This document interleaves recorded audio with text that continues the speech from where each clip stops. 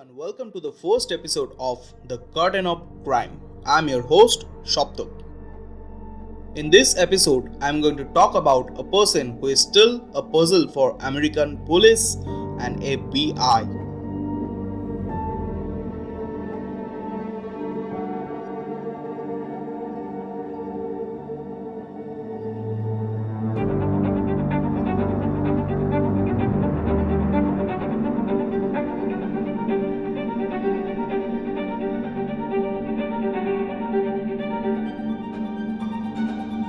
The day was November 24, 1971, Oregon Airport. Like an ordinary day, people were coming to airport for catching flights.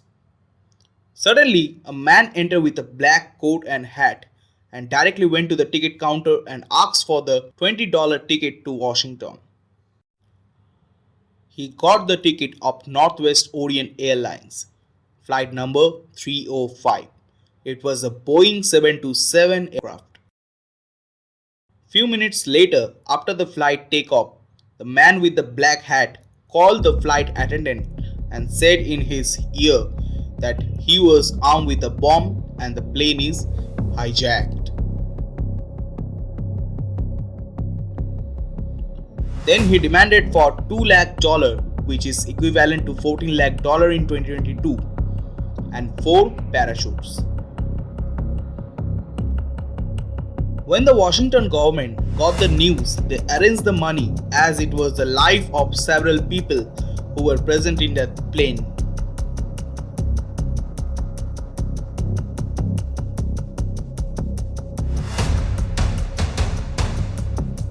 Then he told his name, which is Dan Cooper.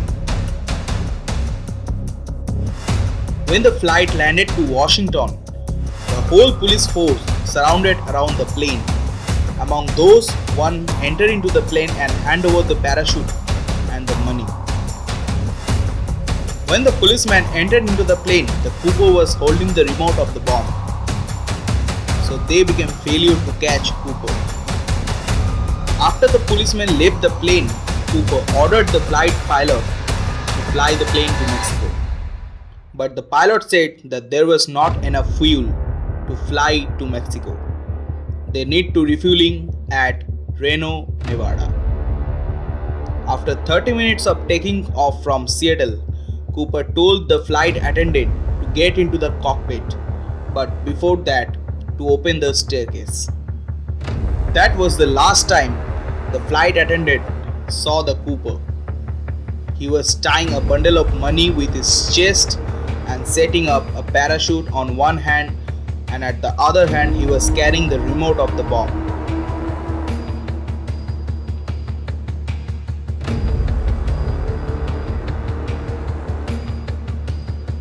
When the flight landed to Reno, they didn't saw Cooper and the money and the parachute. After informing the police, they went to the forest of southwestern Washington with a big search team, but they didn't find him. After searching for so many days, they didn't get a single trace of Cooper.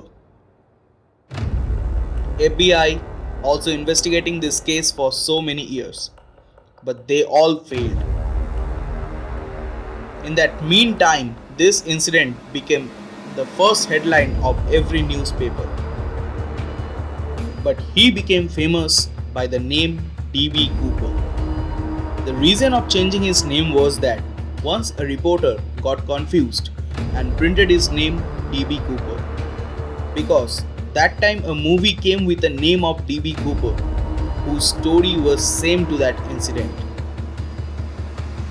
In that meantime, police noted down all the serial numbers of the note so that if the notes were used somewhere, then they can easily able to catch Cooper.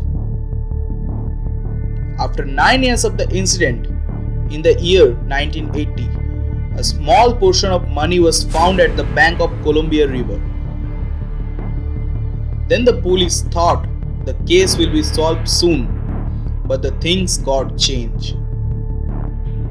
So many people come to police station and claimed himself as D.B. Cooper.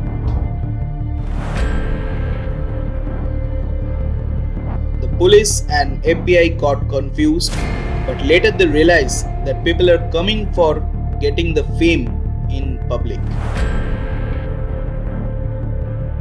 The investigation goes on for next 45 years, but they didn't get a single clue.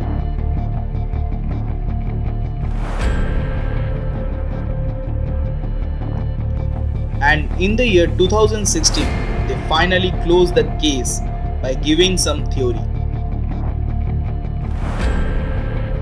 The first theory was Cooper did not survive after his jump and stuck in somewhere at the top of the tree for the lack of skydiving equipment.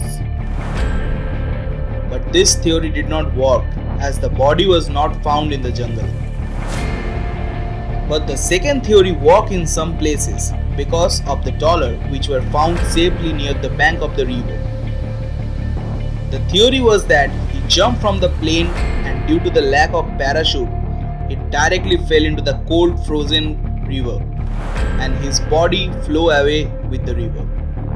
But still it's a mystery that where the man disappeared. So this is the story of that mysterious man who jumped from the plane and disappeared forever. I'm your host Saptak, and next week I will come with a new and more mysterious story. Till then, stay tuned.